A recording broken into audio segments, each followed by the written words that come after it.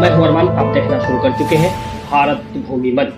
आज जो बात मैं करने वाला हूं वो सिर्फ एक प्रेस कॉन्फ्रेंस की खबर नहीं, ये लोकतंत्र के भविष्य की बात है। राहुल गांधी ने 5 नवंबर को जो प्रेस कॉन्फ्रेंस की थी वो हर भारतीय के लिए चेतावनी की घंटी है। उन्होंने कहा कि वोट चोरी हो रहा है और कुछ सबूत भी दिखाए। जो सबूत उन्होंने दिखाए उन्हें देखकर हर कोई सोचने पर मजबूर है, क्या हमारा वोट अब सुरक्षित नहीं है। राहुल गांधी ने एक फाइल पेश की जिसका नाम उन्होंने एच फाइल बताया। उन्होंने कहा कि हरियाणा की वोटर लिस्ट में करीब 25 लाख फर्जी वोटर दर्ज है, जिसमें 5 लाख से ज्यादा डुप्लीकेट नाम है, लगभग 93,000 फर्जी पते और करीब 19 लाख ऐसे बल्क वोटर हैं जिनका नाम एक ही पत्ते पर बार बार दोहराए गए हैं।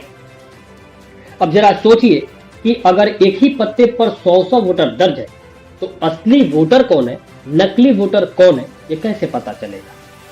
बात यही खत्म नहीं होती। राहुल गांधी ने प्रेस कॉन्फ्रेंस में कुछ तस्वीरें दिखाई जहां एक ही व्यक्ति, एक ही महिला का फोटो अलग अलग नामों से सैकड़ों बार दर्ज है। यहां तक कि उन्होंने एक ब्राजीलियन महिला की फोटो दिखाकर कहा, यह महिला हरियाणा की वोटर लिस्ट में क्या कर रही है। ब्राजील की रहने वाली एक महिला की तस्वीर हरियाणा के वोटर लिस्ट में दिख रही है, अलग अलग नामों से अलग अलग बूथों पर। अब सवाल ये उठता है कि विदेशी चेहरे वोट डालने आ रहे हैं क्या। और सवाल ये भी है, क्या यह गलती है या खेल, क्या यह सिस्टम की नाकामी है या किसी की प्लानिंग। अगर ये सिर्फ हरियाणा में हुआ तो क्या बाकी राज्यों में सब कुछ ठीक है, कौन गारंटी देगा। क्या भारत में वोटिंग अब भरोसे की चीज बची है या सिर्फ एक औपचारिकता।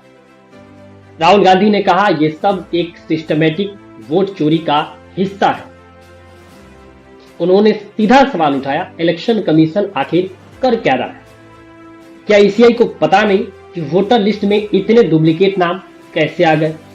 क्या ईसीआई सो रही थी या फिर जानबूझकर आंखें मूंद ली। भाई, लोकतंत्र का मतलब सिर्फ वोट डालना नहीं होता। लोकतंत्र का मतलब है हर वोट बराबर गिना जाए। लेकिन अगर एक असली वोटर के सामने 10 नकली वोटर खड़े तो क्या उस असली वोटर की आवाज की कोई कीमत बची रह गई। यह मामला सिर्फ चुनाव आयोग या सरकार की नहीं है, यह मामला हम सब का है, आपका, मेरा और हर उस इंसान का जो लाइन में खड़ा होकर वोट डालता है। अब सोचिए, अगर वोटर लिस्ट फर्जी हो सकती है तो जनता ईवीएम पर कैसे भरोसा करे। अगर एक ही फोटो 223 बार अलग अलग नामों से हो सकती है तो क्या बाकी डेटा सही है। अगर एक ब्राजीलियन महिला हरियाणा की वोटर लिस्ट में आ सकती है तो क्या कल कोई अमेरिकन दिल्ली में वोट डाल सकता है। क्या यह लोकतंत्र है या डेटा गेम। राहुल गांधी के आरोपों पर इलेक्शन कमीशन ने कहा कांग्रेस ने कोई औपचारिक शिकायत नहीं दी और बीजेपी ने कहा राहुल झूठ बोल रहे हैं, सब राजनीतिक ड्रामा है। लेकिन सवाल ये नहीं कि किसने कहा और किसने नहीं कहा, सवाल ये है क्या ये दावे झूठ साबित किए गए। क्या किसी ने जाकर उस डेटा को खंगाला, क्या कि किसी ने उस वोटर लिस्ट को ओपन करके दिखाया कि देखो सब ठीक है। नहीं, तो फिर डर वही पैदा होती है कि कहीं कुछ गड़बड़ तो नहीं। राहुल गांधी ने इस पूरे मुद्दे में खास तौर पर युवाओं से कहा, जैन जी ये तुम्हारा लोकतंत्र है, अगर आज तुम चुप रहे तो कल तुम्हारा वोट कोई और डाल देगा। और सच कहा जाए तो यह देश के लिए सबसे बड़ी चिंता का विषय है, क्योंकि जो देश अपनी वोटिंग सिस्टम पर भरोसा खो देता है वो धीरे धीरे लोकतंत्र नहीं एक दिखावा बन जाता है। अब सवाल यह उठता है, अगर कल चुनाव में आपकी पसंद की पार्टी हार जाए तो क्या आप नतीजे पर भरोसा कर पाएंगे। अगर वोटर लिस्ट ही गड़बड़ निकली तो क्या वोट डालने की मेहनत मायने रखेगी। क्या वोट अब बस डेटा मैनिपुलेशन बन गया है, और अगर ऐसा है तो क्या हमारा लोकतंत्र सिर्फ कागज पर रह गया है। दोस्तों, यही वक्त है कि आप ये सवाल सिर्फ सुने नहीं, पूछें, चुनाव आयोग से जवाब मांगे, सिस्टम से पारदर्शिता मांगे और अपने वोट का हक बचाएं। क्योंकि अगर आज आपने आवाज नहीं उठाई तो कल आपका वोट कोई और डाल देगा और आपको पता भी नहीं चलेगा। क्योंकि बिहार चुनाव से पहले चरण में ही ये चीजें देखने को मिली है। किसी को वोट डालने से रोका गया सिर्फ ये कहकर कि आपके पास पर्ची नहीं है और आप डिजिटल कॉपी से वोट नहीं डाल सकते। तो कई बार किसी का नाम ही वोटर लिस्ट से कट गया है। तो कुछ तस्वीरें ऐसी भी हैं जो वोटर दिल्ली विधानसभा में वोट किए थे, वो बिहार विधानसभा चुनाव में भी वोट करके अपनी तस्वीरें साझा कर रहे हैं। कुछ वायरल वीडियो में यह भी दावा है कि वोटर के जाने से पहले ही बूथ पर उसका वोट डल चुका था। देने दिया उन्होंने, क्योंकि कह रहे हैं कि पर्ची नहीं है और मुझे पर्ची नहीं मिला। सीरियल नंबर भी मैंने बताया, वहाँ उन्होंने टिक भी किया, लेकिन कहे कि वोट नहीं डालने दिया जाएगा। आपका नाम है सारा चीज है, सीरियल नंबर है, आईडी कार्ड भी लेके आए हैं मेरे पास। इसमें आपका पर्ची और ये सारा चीज है इसमें। तो बीएलओ ने ये नहीं बोला था कि आप पर्ची निकाल के लाओगे, तो हम डाउनलोड करके निकाल के लाते, लेकिन उन्होंने तो ऐसा कुछ बोला नहीं। अब फिर वापस जाना और आना तो संभव तो है नहीं। पर्ची नहीं था, बीएलओ ने हमें पर्ची नहीं दिया था।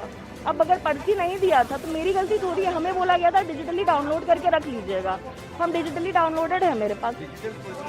हाँ हाँ, और मेरा टिक भी हुआ है उसमें। बोल रहे आप पर्ची लेके नहीं आओगे आपको वोट नहीं देने देंगे। हाँ फिर भी नहीं। हाँ नहीं। उनके साथ क्या हुआ है? अरे गए हैं वोट गिराने के लिए। हाँ, बोलता है गिर गया। आप अंदर नहीं गए, वोट नहीं गिरा है? नहीं गिराने दिया है। आपका हाथ दिखाइए तो, स्याही लगा हुआ है। कहाँ स्याही लगा है?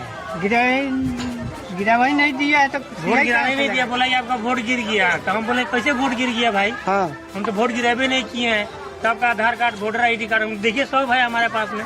मतलब बूथ पर क्या हो रहा है? कोई मतलब जबरदस्ती कर रहा है? राहुल गांधी के वोट चोरी वाले प्रेस कॉन्फ्रेंस के बावजूद भी अगर इस तरह की तस्वीरें आ रही है तो ये चुनाव आयोग पर बड़ा सवाल खड़ा होता है कि जहां SIR का उद्देश्य बताया गया था कि कोई भी योग्य मतदाता छूटे नहीं और कोई भी वोटर दो जगह वोट नहीं डाल सकता, तो फिर ऐसा क्यों हो रहा है कि किसी का नाम वोटर लिस्ट से कट गया तो कोई वोट नहीं दे पाया, तो कोई दिल्ली और बिहार दोनों जगह वोट दे रहा है?